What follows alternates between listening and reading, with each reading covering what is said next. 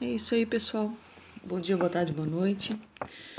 Chegamos no penúltimo capítulo, capítulo 15, Volta a Felsheim, a narrativa de Frederico, outra vez o inverno, tiros de canhão ao longe. Tomamos a direção da Baía das Pérolas, onde a pequena frota não descansou senão por uma noite, pois grande era o nosso desejo de instalar Jenny em Felsheim. E foi ao anoitecer, em torno de uma crepitante fogueira, que Frederico terminou a sua narrativa, cujo fim aguardávamos com impaciência. Vocês se lembram, disse ele aos irmãos, do modo por que os deixei depois de entregar uma carta a meu pai, na qual lhe revelara os meus projetos? O mar estava calmo, mas logo que atravessei a Baía das Pérolas, irromperam ventos de grande violência, seguidos de uma tempestade. Minha embarcação não podia fazer frente à tormenta, e assim me deixei levar pelas vagas. Ao cabo de algumas horas, cessou a ventania. O céu se desanuviou e meu caiaque deixou de jogar como uma casquinha. Mas eu me encontrava longe das paragens nossas conhecidas, pois a tempestade me levara para uma costa inteiramente nova. A conformação das rochas, a extraordinária elevação dos picos que se perdiam das nuvens, a vegetação, os animais que se percebiam ao longo das costas, os pássaros que passavam por cima, tudo, por assim dizer, me anunciava um novo mundo. Meu primeiro cuidado foi olhar em torno para ver se alguma fumaça se levantava das rochas. Podem duvidar se quiserem, mas a rocha fumegante ocupava-me inteiramente os pensamentos. Eu tinha o pressentimento de que minha tentativa seria bem-sucedida. Nada percebendo por aquelas paragens, nem por isso desanimei e pus-me a remar ao longo da costa. Caiu a noite, passei no meu caiaque, depois de uma ligeira refeição. Na manhã seguinte, reiniciei a viagem. Quanto mais avançava, mais as costas se modificavam. De tempos em tempos, passava pela foz de grandes rios, que vinham majestosamente perder-se no mar. Um deles formava uma espécie de imensa baía. Decidi subi-lo até certo ponto. Suas margens eram cobertas por grandes árvores, e os cipós que ligavam umas às outras pareciam guirlandas de flores, que o vento balouçava suavemente por sobre as águas. Pássaros de todas as espécies, mesmo macacos e esquilos, brincavam sobre pontes aéreas. Entre os pássaros aquáticos que atravessavam o rio sob as arcadas de verdura, havia alguns que, à minha aproximação, deixavam-se cair na água, como se fulminados por um raio. Foi assim que atingiam o fundo do elemento líquido. Levantavam-se de novo, subitamente, alongando para mim um longo e fino pescoço, terminado por cabecinhas chatas e bicos pontudos que me faziam lembrar serpentes. Pelo que pude concluir, em vista das patas espalmadas de um daqueles pássaros com a qual cortava as águas afastando-se, deveria tratar-se do que se chama aníngua, ou pássaro de pescoço de serpente, que faz um ninho nas águas, mas dorme sobre as árvores. Pelo meio-dia, o calor tornou-se de tal forma insuportável que me foi impossível resistir ao desejo de procurar uma sombra sob aquelas abóbadas de verdura. Voltei à embarcação e subi durante algum tempo o curso bastante difícil de um belo e largo rio, abordando uma das margens, com a intenção de atirar sobre algum pássaro. Mas nem bem acabava de atirar, e eis que a alguma distância do meio do mato surgiu enorme massa suspeita, de modo que mal tive tempo de recolher o pássaro, voltar para o caiaque e afastar-me a toda velocidade. Percebi então à flor da água um hipopótamo com seus filhotes, que procuravam ganhar a margem, pois o tiro assustara-os. Desci o rio e, antes de atingir o mar, refugiei-me sob as sombras de um rochedo que se erguia no meio da baía. Não me demorei muito no local e, depois de gozar um pouco a fresca, prossegui viagem. Dobrando um pequeno cabo, notei de repente no cume de rochas pardacentas que bordavam a costa um pequeno penacho de fumaça que subia para o céu. Louco de alegria, orientei imediatamente a embarcação naquela direção. Atraquei na margem, tentei a escalada dos rochedos, 20 vezes ameaçado de precipitar-me nos abismos, mas a providência velava por mim e felizmente atingi a plataforma superior, onde deparei com uma figura humana. Após 10 anos, era a primeira pessoa estranha à família que se apresentava diante de meus olhos, e bem podem julgar qual foi a minha emoção. Com um ruído que fiz aproximar-me, o desconhecido que estava ocupado em avivar o fogo deu um grito de surpresa. Apesar dos trajes de oficial de marinha com que se achava vestido, pude ver que se tratava de uma mulher, em vista de sua delicadeza de traços. Parei a 10 passos dela e, procurando lembrar-me tudo o que sabia de inglês, disse-lhe em voz trêmula: "Venho salvá-la. Recebi a mensagem do albatroz." Minha pronúncia não devia ser muito boa, porque Jenny não me compreendeu imediatamente. Repeti aquelas palavras do melhor modo que pude, e ao cabo de alguns instantes, entendíamos-nos suficientemente. Falei à minha nova irmã a respeito de Falkenhayn, da Baía de Falkenhorst, de nosso naufrágio, dos 10 anos passados na ilha. Ela, por seu turno, relatou-me a história de seus primeiros anos, o naufrágio, a longa prisão na ilha da Rocha Fumegante. Tornávamos assim, num instante, irmão e irmã. A comunhão na desdita supria-nos os laços de sangue. Miss Jenny convidou-me amavelmente para jantar e depois passamos a noite. Eu no meu caiaque, ela entre os galhos de uma árvore onde estabelecera o seu quarto de dormir, por medo aos animais selvagens. No dia seguinte, de manhã, encontramo-nos de novo rindo. Jenny já havia preparado o almoço, que consistia de frutos e peixe assado. Terminada a refeição, convidei-a para tomar o lugar vazio no meu caiaque. Partimos, mas um acidente sobreveio à pequena embarcação, de modo que tivemos de fazer um alto na ilha que ficou com o nome de Ilha Feliz, em memória ao venturoso encontro. Por ali que deixei Miss Jenny, que, relutando em apresentar-se à minha família estranha, pediu-me que solicitasse meu pai permissão para levá-la para nossa companhia. Atendi ao seu desejo e, depois de reparar o barquinho, tomei a direção destas paragens. Foi então que eu os encontrei, e certo de ter deparado com piratas malaios, fui obrigado a representar a comédia que tanto os preocupou.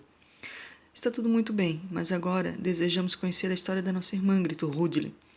Depois que consegui fazer-me entender por ela, replicou Frederico, pedi-lhe que me contasse que espécie de ocorrências a tinham trazido àquela costa deserta, em que eu acabava de descobri-la.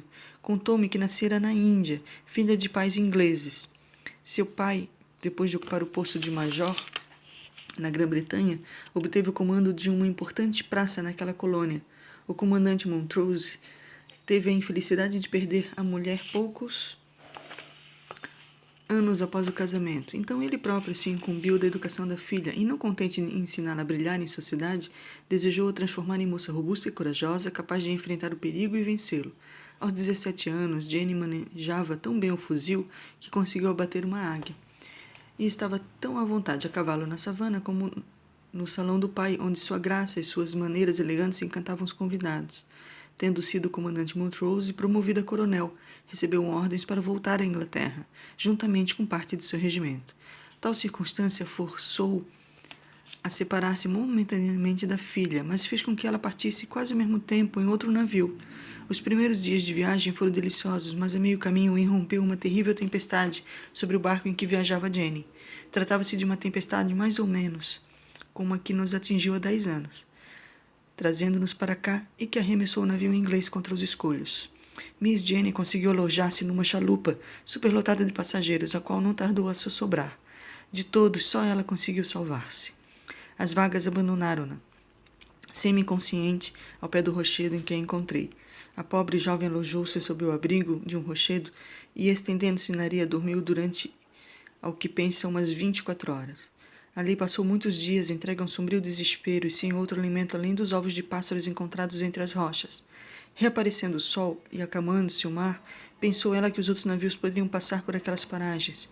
Como usasse por ordem do pai o uniforme de aspirante da marinha, andava munida de um isqueiro, uma faca e de outros pequenos objetos.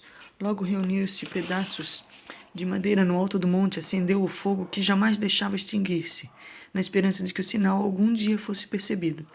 Facilmente se imagina quão duros foram aqueles primeiros dias de solidão para Miss Jenny.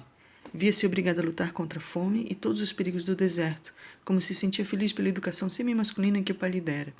O hábito da caça desenvolveu-lhe a coragem e o espírito de iniciativa, e assim se impôs a tarefa de melhorar um pouco a própria sorte. Construiu uma cabana, pescava, caçava, aprisionava pássaros, e entre eles o corvo marinho que ensinou a pescar, assim como diversos albatrozes nos quais baseava a frágil esperança de ser algum dia encontrada. Em uma palavra, viveu sozinha, sem outro auxílio que as suas próprias aptidões, e isso durante cerca de 3 anos. Frederico terminara a narrativa e todos os olhares se voltaram naturalmente para a heroína da história, a qual fizemos grandes cumprimentos, assegurando-lhe que podia contar com toda a nossa afeição. À tarde, estava a chalupa carregada de todas as coisas que deveríamos transportar, começando-se seriamente a falar na volta a Felsenheim. As poéticas descrições que havíamos feito da Gruta do Sol, as maravilhas que disséramos a respeito do castelo aéreo de Falkenhorst e do maravilhoso sítio em que se levantava, haviam tornado Jenny extremamente ansiosa por ver e julgar tudo pessoalmente. No dia seguinte, a âncora foi levantada ao romper do dia. Enfunava-se a vela aos ventos favoráveis e assim a chalupa deslizava a superfície das águas após o caiaque de Frederico, no qual também seguia Fritz através dos escolhos. Quando chegamos à altura do Prospect Hill, propus que se fizesse um ligeiro alto, a fim de que visitássemos a fazenda. Frederico e seu irmão pediram-me permissão para prosseguir viagem, a fim de preparar os alojamentos em Felsenheim. Partiram eles, enquanto nós nos detínhamos em Prospect Hill. Ali se achava tudo em ordem. Miss Jenny, que depois de 3 anos viu uma habitação humana, não pôde reprimir um grito de admiração. Minha mulher mostrava-lhe orgulhosamente a criação de galinhas por ela iniciada, a qual prosperara além das nossas esperanças.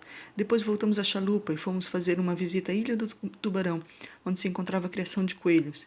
Da Ilha do Tubarão, seguimos diretamente para Felsenheim, e quando nos aproximávamos, pudemos ouvir perfeitamente uma salva de 10 tiros de canhão dados por Fritz e Frederico em homenagem à feliz abordagem. Receberam-nos à entrada da baía como se tratasse dos limites de seus domínios. Nós os seguimos até a costa. No momento em que Miss Jenny pôs o pé na areia, emitiu um grito de alegria, e Frederico, aproximando-se dela como um gentil cavalheiro, tomou-lhe a mão e conduziu a galeria que dava a entrada para a gruta. A mesa estava posta e mostrava-se coberta de todos os produtos que a costa produzia. Os copos de porcelana estavam cheios de hidromel e de leite fresco, enquanto que um grande prato de peixes e uma perua assada representavam a parte substancial do repasto. Finalmente, uma dupla guirlanda de flores balançava-se por cima da mesa e sustentava um dístico escrito em grandes letras vermelhas: Viva Miss Jenny Montrose! Era uma festa completa, a mais pomposa recepção que poderíamos proporcionar-lhes com os recursos de que dispunhamos. Miss Jenny sentou à mesa, entre minha mulher e eu. Ernesto e Rudley sentaram-se em frente, mas os 2 artilheiros não consentiram em vir sentar-se conosco e serviram a mesa, com um guardanapo no braço. Os mais entusiásticos brindes foram sucessivamente feitos e o nome de Jenny ficou associado às nossas esperanças de felicidade para o futuro. Da mesa, passamos para o interior da gruta, onde a jovem companheira ficou com um apartamento ao lado da minha mulher. Miss Jenny não podia deixar de admirar o que ela achava as nossas riquezas e espantava-se ao ver quantas coisas haviam conseguido um homem e 4 crianças. Depois a levamos à horta, orgulhoso e principal preocupação de minha cara Elizabeth. Por fim, depois de suficientemente repousados, tentamos uma viagem em família a Falkenhorst. O castelo aéreo ressentia-se um pouco do abandono em que ficara havia algum tempo. Passamos, pois, toda uma semana ocupados nas reparações, dirigimos-nos igualmente a Waldegg para fazer uma colheita de arroz e de outros gêneros. Na verdade, avançava a estação e alguns aguaceiros imprevistos já nos haviam prevenido. Cumpria ativar as colheitas, completando as provisões para o inverno. Jenny deu provas durante aqueles trabalhos de uma inteligência e boa vontade que nos tornaram precioso seu concurso. Trabalhavam todos com tal ardor que nada mais tínhamos a recolher quando as chuvas e os ventos começaram a adquirir violências, obrigando-nos a fechar definitivamente as portas. Havíamos reservados para o inverno diversos trabalhos sedentários, aos quais a nova companheira trouxe o tributo de sua paciência e habilidade. Era perita em trabalhos de costura e tecelagem. Ensinou-nos a tecer com palha, junco e ramos, com os quais sabia fazer tapetes, cortinas e toda espécie de objetos. Minha mulher mostrava-se encantada com a nova filha. Por outro lado, sua instrução permitia-lhe figurar honrosamente nos círculos dos nossos estudos, e sua presença emprestava uma alegria, um bem-estar que até então nos fora desconhecido. Bom, chega no próximo, o último capítulo. Até lá.